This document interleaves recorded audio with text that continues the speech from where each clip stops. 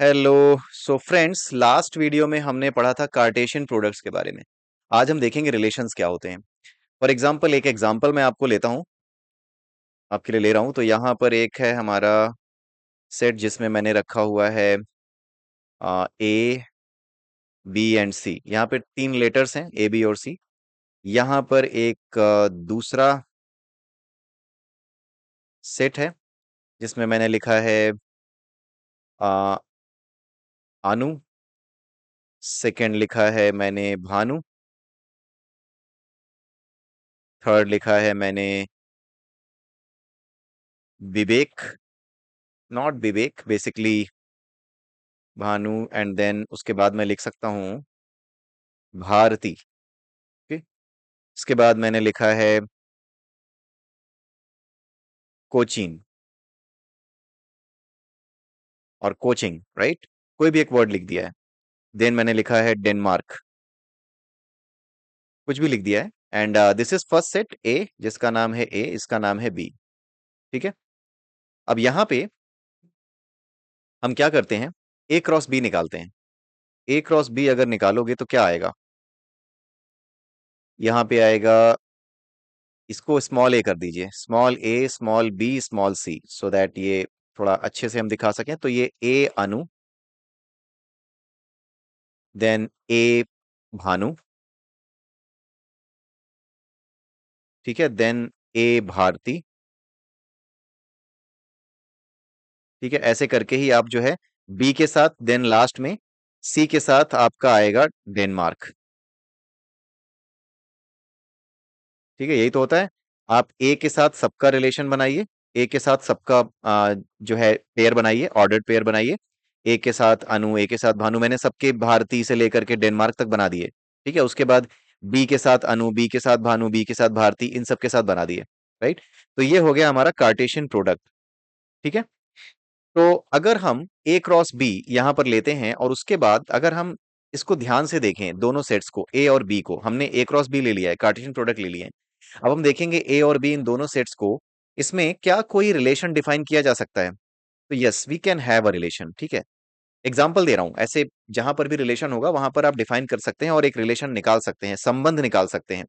जैसे ए है, ए का अनु के साथ हर वो वर्ड जो कि ए से शुरू हो रहा हो, जो सेकंड सेट में हो, उसका रिलेशन ए से है। Any word which starts with the character और the element that has been mentioned in A, उसके साथ अगर हम रिलेशन ये बनाएं कि हर वो वर्ड जो कि इस सेट के वर्ड से, इस सेट के एलिमेंट से जिसकी शुरुआत हो, right, that has a relation with it. जैसे Anu, A for Anu, B for Bhanu, B for Bharti, C for coaching, and there is nothing with जिसका रिलेशन डी से हो।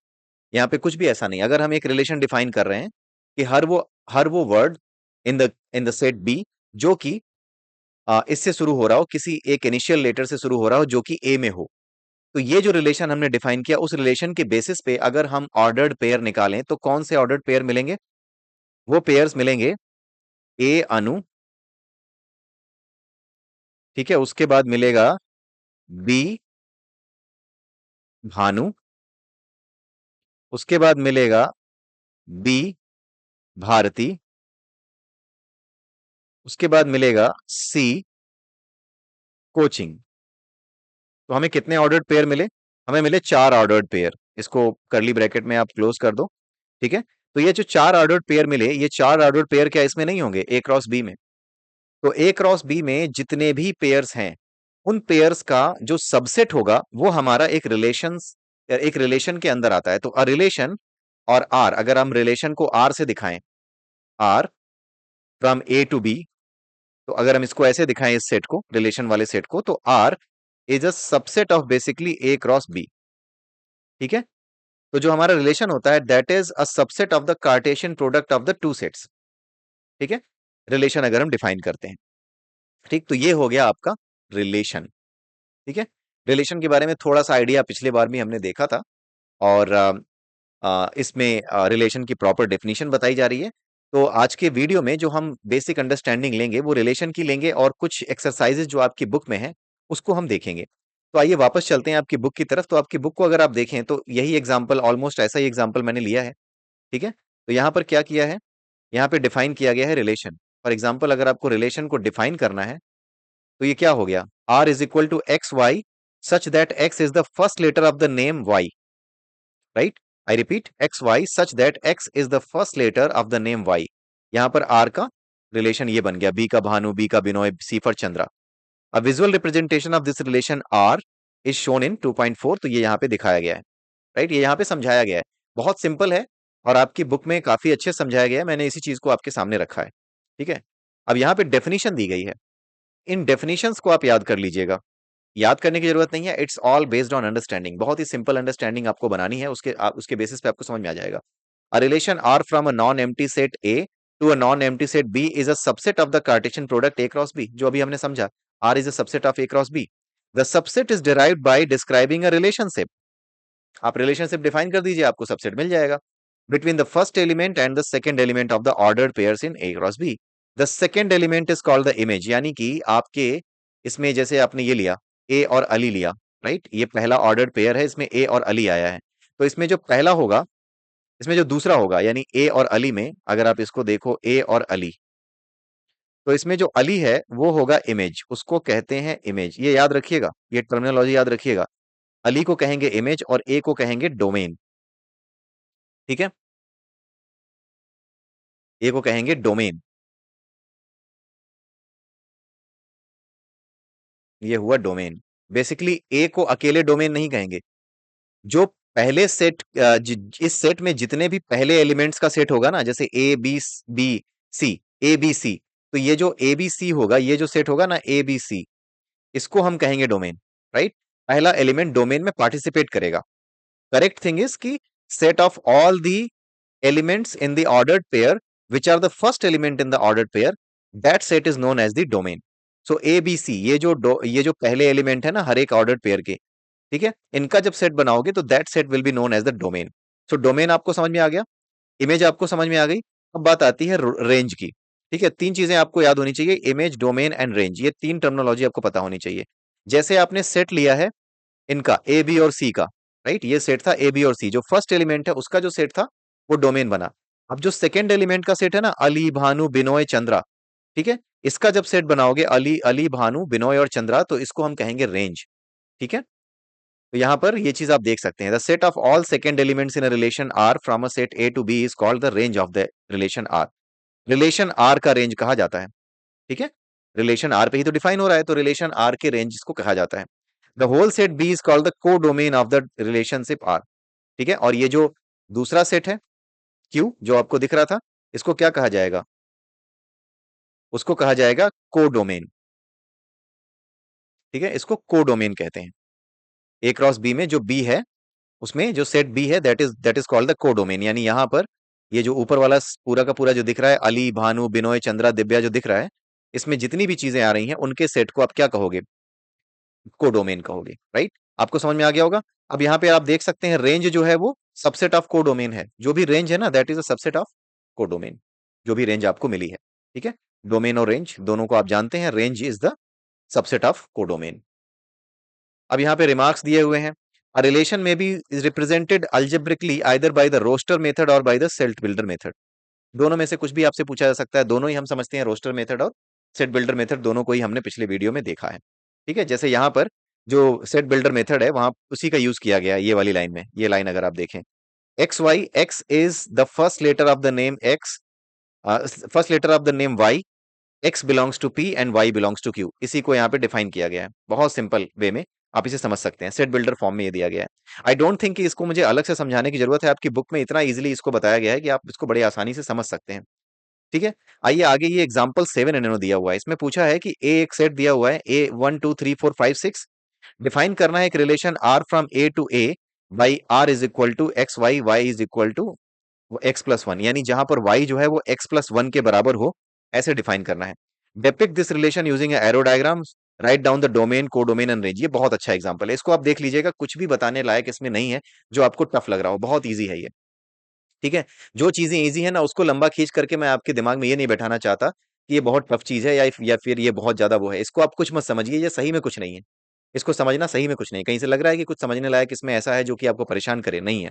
यहाँ पर दिया है r is equal to x y such that y is equal to x plus one, यानी किसी पूरे के पूरे ऑर्डर्ड पेयर में इस तरीके से रखना है कि एक तो रिलेशन डिफाइन करना है ए से ए के लिए ही, यानी ए से बी, बी कोई है ही नहीं। ए में भी 1 2 3 4 5 6 है, और बी में भी यही होंगे 1 2 3 4 5 6, लेकिन बी में क्या होंगे, बी क्या है, वाई की वैल्यू रखेगा, एक्स जो ए क्या है वो किसकी वैल्यू रखेगा, एक्स की वैल्यू, एक्स और वाई दोनों की वैल्यू यहां से यहां पर मैप करेंगे, ए से ए में, ए से ए में ही मैप करेंगे। ठीक है, तो एक्स में क्या है 1 2 3 4 5 6, यहां से शुरू हुआ।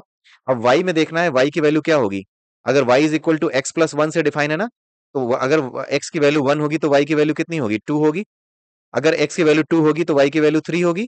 x की वैल्यू थ्री होगी तो y की वैल्यू कितनी होगी, थ्री प्लस वन फोर होगी, फोर है तो फाइव होगी, फाइव है तो सिक्स होगी, सिक्स है तो सेवन होगी। राइट, तो यहां पर अगर आप देखें तो रिलेशन क्या बना, 1 2 2 3 3 4 4 5 5 6, यहां पर आकर खत्म हो गया, 1 2 2 3 3 4 4 5 एंड 5 6, जो कि यहां पर दिया गया है। ठीक है, यहां पर वही निकाला गया है, तो 1 2 2 3 3 4 5 6 4 5 एंड 5 6, ये ऐसे करके इन्होंने निकाला है। ठीक है, सिंपल है। अब इसके बाद इसमें पूछा क्या है, depict the relation using arrow diagram, तो एरो डायग्राम से आप बड़े आराम से दिखा सकते हो, आप देख सकते हो इसको, वन का रिलेशन टू से होगा, टू का रिलेशन थ्री से होगा, क्योंकि जो इक्वेशन है वो कुछ ऐसा ही है कि y is equal to x plus one होना चाहिए, तभी जाके उन दोनों के बीच में कुछ रिलेशन बनेगा। तो y की वैल्यू जब x प्लस वन होगी उसी के साथ आप x का वैल्यू मैच कराओगे, x is equal to y plus one, यानी कि x की वैल्यू वन है तो y plus one, x plus one यानी कि टू, उसके साथ रिलेशन होगा, टू है तो थ्री के साथ होगा, ऐसे ही। ठीक है, तो इस तरीके से आप पूरा बना सकते हो, ये यहाँ पर दिखाया गया है। डोमेन क्या है, डोमेन वो है जो कि आपके इसमें शामिल है, set of all those element जो कि रिलेशन शामिल है, तो 1 2 3 4 5 होगा, यहां से लेकर यहां तक ही तो होगा, जिसका रिलेशन नहीं है वो शामिल नहीं होगा। रेंज क्या होगा, 2 3 4 5 6, ये रेंज हो गई, यानी जो दूसरे सेट में है जो कि रिलेशन में पार्टिसिपेट कर रहा है उसका सेट क्या हो जाएगा, रेंज। और पहले सेट में जो कि रिलेशनशिप में पार्टिसिपेट कर रहा है वो क्या हो जाएगा, उन सभी एलिमेंट्स का जो सेट हो जाएगा वो क्या हो जाएगा, डोमेन हो जाएगा। कोडोमेन क्या होगा, रेंज ये हो गई, कोडोमेन क्या हो गई, 1 2 3 4 5 6, ये हो गई आपकी कोडोमेन, ये वाली, ये पूरी की पूरी, पूरा का पूरा जो सेट है वो कोडोमेन है। ठीक है, तो रेंज क्या होगा, अगर आप रेंज देखें तो क्या है, 2 3 4 5 6, तो आपको यहां दिख रहा है ना, range is the subset of codomain. अगर मैं आर और सी लिखूं, रेंज को आर से लिखूं, सी को कोडोमेन लिखूं, तो R is a subset of codomain. ठीक है, तो रिलेशन में जो range, sorry not R, small R, range, range is the subset of codomain, यही हमने ऊपर भी समझा है। सो आई डोंट थिंक कि ये कोई बहुत मुश्किल चीज है जो आपको समझ में नहीं आएगी, बहुत ही सिंपल है, कोडोमेन, रेंज और आपकी डोमेन, इमेज, ये सब चीजें आपको पता होनी चाहिए, जो वर्ड्स है ना ये आपकी टर्मिनोलॉजी आपके टिप्स पे होनी चाहिए। अब इसके बाद आप अगर देखना चाहें तो आप सीधे एक्सरसाइज पे आ सकते हैं, यहाँ पर आप देख सकते हैं, ये एक्सरसाइज बहुत अच्छा है, ये करके देखिएगा। A is equal to 1 2 3 4 up to 14 and then define a relationship R from A to A by R is equal to x Y, और right down its domain, codomain and range. बहुत simple है, आप इसको करना चाहेंगे तो बड़े आराम से कर लेंगे, इसको करके देखिएगा। X is equal to three x minus y, right, three x minus y is equal to zero, इस तरीके से निकालना है कि थ्री एक्स माइनस वाई निकालें तो जीरो आए, इस तरीके से वैल्यूज होनी चाहिए, एक्स और वाई की वैल्यू ऐसी होनी चाहिए कि एक्स में अगर हम कोई वैल्यू रखें तो थ्री एक्स माइनस वाई, तो वाई की एक्स और वाई की वैल्यू कुछ इस तरीके से रखें कि थ्री एक्स माइनस वाई करने पे जीरो आ जाए। तो इस तरीके से आपको ये सेट बनाना है। ठीक है, तो इसको बना करके देखते हैं। ठीक है, लेट अस सी कैसे बनेगा ये, एक एग्जांपल कर ही लेते हैं जब कर रहे हैं तो। So let me just write it down, यहाँ पर लिख लेते हैं। Let me come back to your book example, 1 2 3 4 up to लेकर 14 तक है। ठीक है, और ये चीज है, तो आपका ए है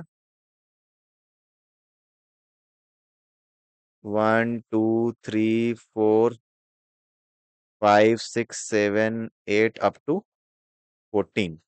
ठीक है, ए आपका ये है, आपका ए से ए का ही रिलेशन दिखाना है, रिलेशन आपको ए से ए का ही दिखाना है, यानी ए ही आपका रेंज में आएगा और ए ही आपका डोमेन में आएगा, तो डोमेन और रेंज दोनों में ही ए के एलिमेंट होंगे। ठीक है, there are not two different sets, ये दोनों एक ही सेट है।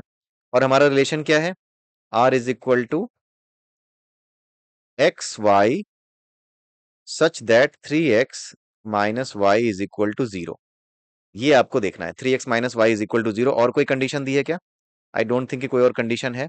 Where X Y belong to A, simple वही बात कही गई है, where X Y belongs to A, X Y belongs to A. ठीक है, इसको लेकर के हमें बनाना है। तो अगर हमारे पास लेफ्ट हैंड साइड ले लेते हैं, ठीक है, यहां पर लिखते हैं 1 2 3 4 5 6 7 8, नीचे और आते जाते हैं।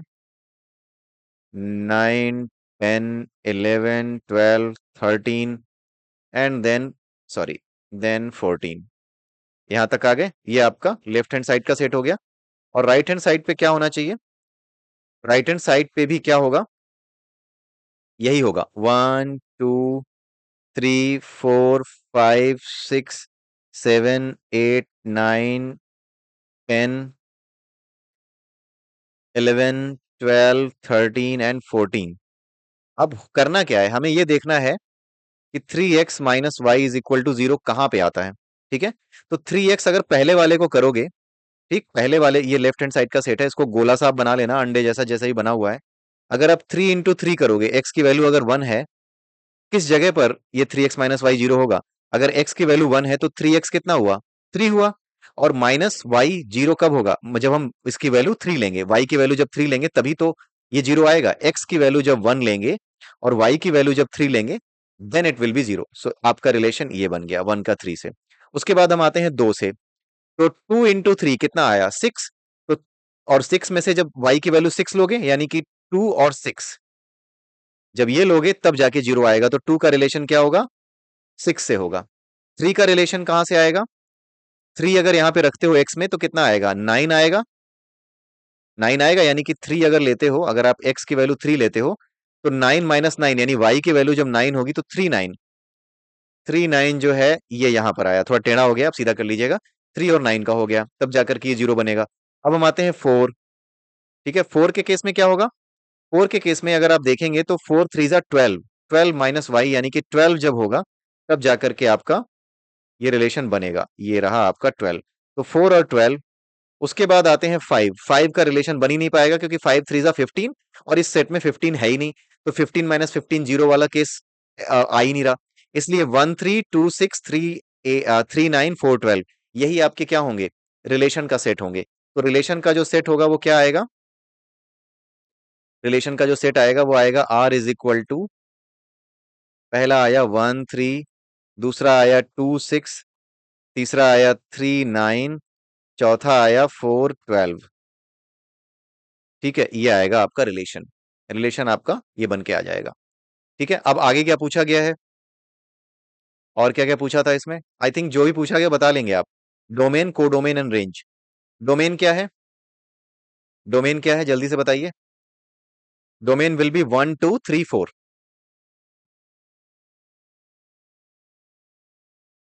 पहला एलिमेंट पकड़ते जाओ। Domain is equal to 1 2 3 and 4। ये सेट हो गया।